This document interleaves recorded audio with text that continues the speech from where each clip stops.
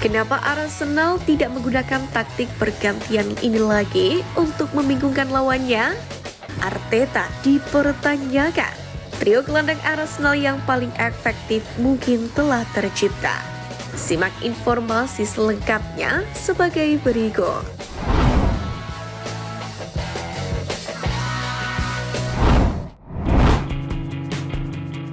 Sudah menjadi rahasia umum bahwa The Gunners mengalami kesulitan dalam penyerangan dalam beberapa minggu terakhir. Ini terjadi karena kombinasi beberapa faktor yang berada di dalam dan di luar kendali. Kali ini cedera benar-benar tidak menguntungkan Arsenal musim ini. Skorsing juga menyebabkan meriam merah mengalami berbagai masalah, serta pengelolaan situasi oleh Arteta juga sedikit dipertanyakan. Mengingat bagaimana ia seharusnya bisa menangani berbagai hal dengan lebih baik daripada saat ini. Yang mana terkadang membuat sebuah serangan sangat efektif adalah banyaknya kekacauan terkendali dan ketidakpastian yang dapat ditunjukkan sebuah tim di sepertiga penyerangan. Ambil contoh tim Madrid asuhan Carlo Ancelotti musim lalu. Banyaknya kebebasan yang ia berikan dan masih ia berikan kepada pemain seperti Bellingham, Vinicius, dan Rodrigo untuk mengekspresikan diri mereka menjadikan mereka unit penyerang yang sangat bagus. Meskipun mereka tidak memiliki pemain nomor 9 yang tepat. Namun sekarang tidak sedang membandingkan tim ini dengan mereka dalam hal apapun. Memang kekayaan yang dimiliki oleh Real Madrid tak ada bandingannya dengan Arsenal. Tapi meriam London juga tidak kecil. Taktik yang umum digunakan oleh tim Madrid dan sebagian besar klub papan atas di Eropa adalah rotasi pemain sayap dalam permainan. Hal ini dilakukan karena berbagai alasan, yakni untuk tetap menguntungkan serangan tim. Ketidakpastiannya membuat hal ini menjadi mimpi buruk bagi bek sayap lawan yang mungkin telah mempersiapkan diri secara khusus untuk pemain sayap lawan mereka sebelum pertandingan. Pergantian juga memberikan variasi serangan bagi tim. Lebih banyak opsi akan meningkatkan peluang tim untuk mencetak gol secara teori. Lebih jauh lagi, pergantian pemain sayap dari waktu ke waktu di tengah permainan juga akan memberikan mereka kesempatan untuk menghadapi bek sayap yang lebih lemah. Pemain yang berbeda memiliki gaya dan profil yang berbeda sehingga dapat memahami bahwa gaya tertentu mungkin lebih sulit untuk dipertahankan oleh bek sayap daripada yang lain. Arsenal sebenarnya bisa melakukan ini dengan sangat efektif pada 2022-2023, di mana Bukayo Saka dan Gabriel Martinelli sesekali berpindah posisi untuk memanfaatkan kekacauan. Namun, dalam beberapa musim terakhir, Arteta tampaknya telah mengabaikannya sepenuhnya, dan hal ini cukup membuat kejutan. Padahal, ini barangkali bisa menjadi aset yang sangat fantastis, terutama bagi tim seperti Arsenal yang belakangan ini kesulitan tanpa kreativitas Odegaard di ruang tengah kanan.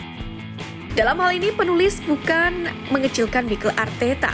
Tentu ada alasan mengapa Arteta dibayar mahal untuk melatih Arsenal. Itu artinya dia ahli dalam pekerjaannya. Dan apa yang dikatakan seorang pria yang tidak pernah mengelola pertandingan Liga Minggu seumur hidupnya kepada pemegang lisensi Pro UEFA.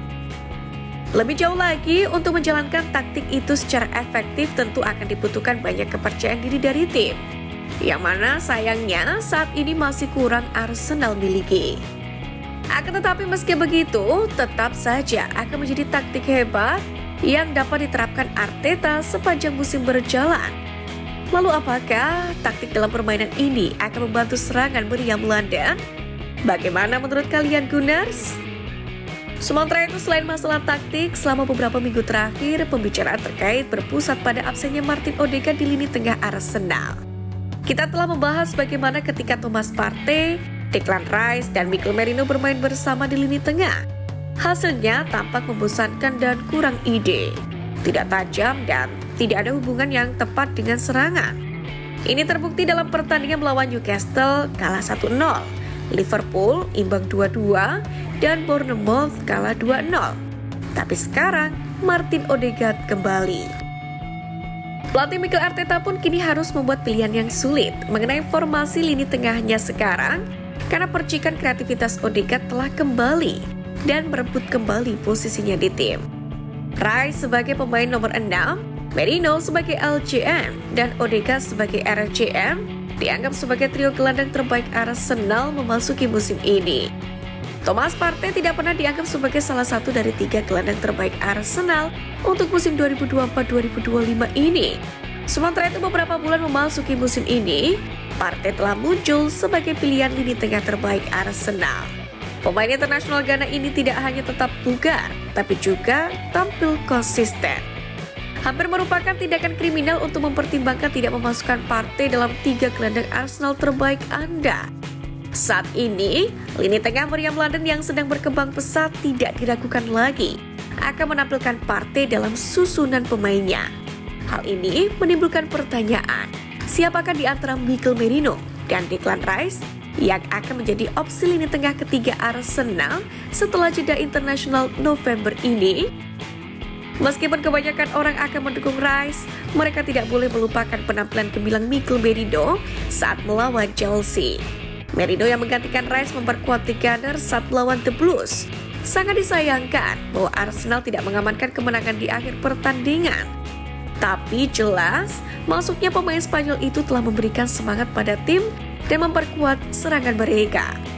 Pemain yang direkrut musim panas ini mungkin tidak tampil sebagai starter di derby London kemarin, tetapi ia tampil mengesankan dalam beberapa menit yang dihabiskannya di lapangan. Ia tidak diragukan lagi menunjukkan bahwa trio lini tengah Partey, Rice, Odegaard adalah kombinasi lini tengah Arsenal yang berbahaya.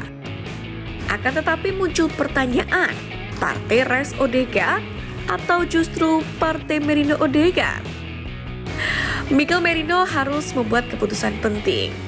Ya, Rice, Merino, Odegaard adalah pilihan lini tengah yang kuat.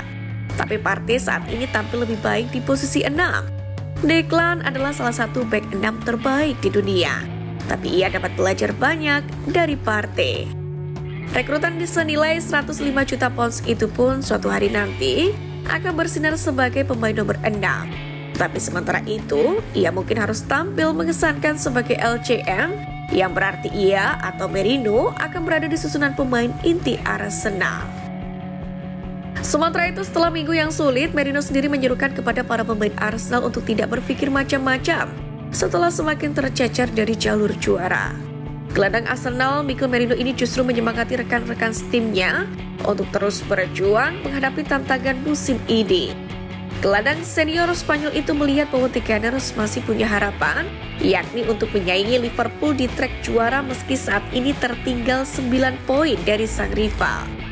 Tapi dengan syarat, Merino menekankan kepada koleganya untuk sekarang dan seterusnya, Arsenal tidak boleh lagi terpeleset.